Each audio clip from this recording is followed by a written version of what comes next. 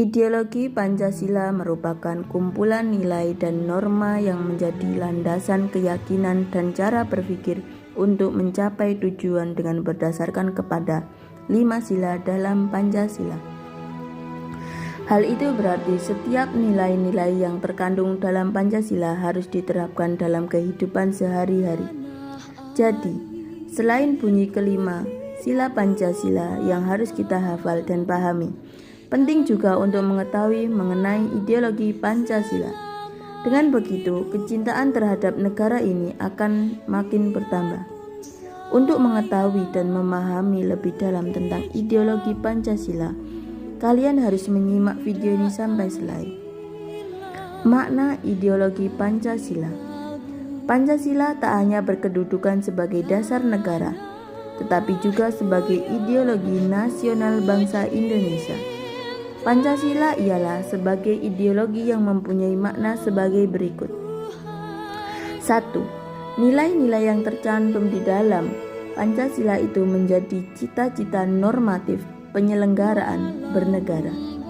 2. Nilai-nilai yang tercantum di dalam Pancasila ini merupakan nilai yang disepakati secara bersama.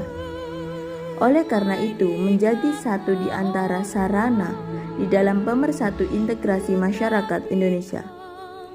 Tujuan ideologi Pancasila menghendaki seluruh rakyat Indonesia untuk memiliki sikap religius memeluk agama sesuai dengan keyakinan dan taat kepada Tuhan. Menanamkan dan menjunjung tinggi rasa saling menghargai dan menghormati hak asasi manusia. Menciptakan bangsa yang nasionalis dan menanamkan rasa cinta tanah air kepada seluruh rakyat Indonesia tanpa terkecuali. Menciptakan bangsa yang demokrasi, yaitu mendahulukan kepentingan umum untuk kesejahteraan bersama. Menciptakan bangsa yang adil, baik secara sosial maupun ekonomi, sehingga seluruh rakyat Indonesia memiliki kesempatan yang sama untuk mengembangkan usaha tanpa membeda-bedakan. Contoh penerapan nilai-nilai ideologi dalam kehidupan sehari-hari.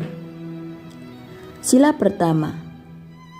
Contoh penerapan ideologi Pancasila pada sila pertama adalah memberikan umat manusia di Indonesia memberikan kebebasan untuk memeluk agama.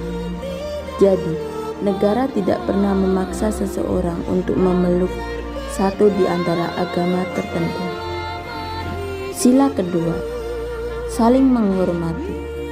Sesuai adab ketimuran dan sesuai dengan sila kedua dari Pancasila merupakan contoh ideologi dari sila kedua. Itulah mengapa masyarakat Indonesia wajib untuk saling memiliki rasa hormat antar individu ataupun kelompok. Sila ketiga, contoh keideologi Pancasila yang diambil dari sila ketiga adalah selalu mementingkan kepentingan golongan dibandingkan dengan kepentingan individu. Yang keempat atau sila keempat adalah adanya ideologi Pancasila ini menuntut masyarakat untuk bermusyawarah dalam memutuskan atau memberikan solusi dari suatu masalah yang sedang terjadi. Tujuan dari diadakan musyawarah ini adalah untuk mendengar dan memutuskan jalan keluar dari suatu masalah, sehingga tidak ada namanya pihak yang merasa dirugikan atau diuntungkan satu sama lain. Jadi harus adil secara kebersamaan. Sila kelima. Contoh ideologi Pancasila yang terakhir adalah bersikap adil dalam memutuskan suatu permasalahan.